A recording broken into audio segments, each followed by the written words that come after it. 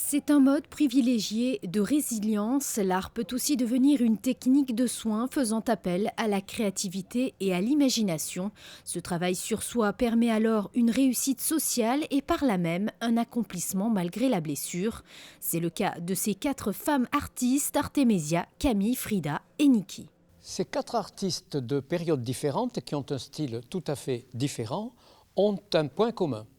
Elles ont besoin de surmonter un traumatisme grave.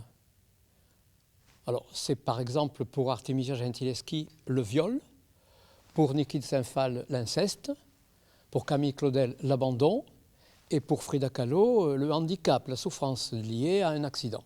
Et c'est dans la forme artistique qu'elles ont trouvé le moyen d'exister, mais plus que ça, de créer pour un public, pour des gens qui leur ont fait écho, et c'est pour ça qu'on en parle encore des siècles ou des générations après.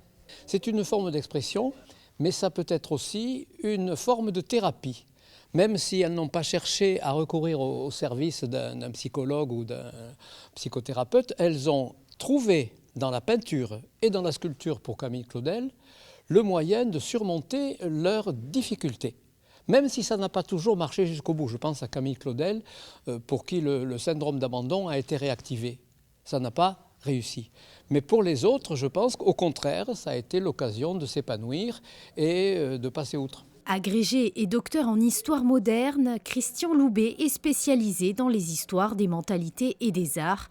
Il propose d'analyser la peinture par rapport à la psychologie des artistes, témoins d'une société. L'AMCA lui fait confiance depuis de nombreuses années. L'association monégasque pour la culture et l'art, ça nous rappelle de bons souvenirs que les moins de 20 ans ne peuvent pas connaître. 1986, c'est le 30e anniversaire. Elisabeth Bréau, que je remercie de m'avoir encore invité, a fondé, et j'étais le premier conférencier qu'elle a invité à participer de nombreuses fois, et à l'époque dans des conditions beaucoup plus modestes, à réaliser donc ces séries, ces cycles qui ont fini par trouver leur public. Artemisia, Camille, Frida et Niki, ces femmes qui ont marqué l'histoire de l'art, évoquent 4 destins et 4 œuvres vitales.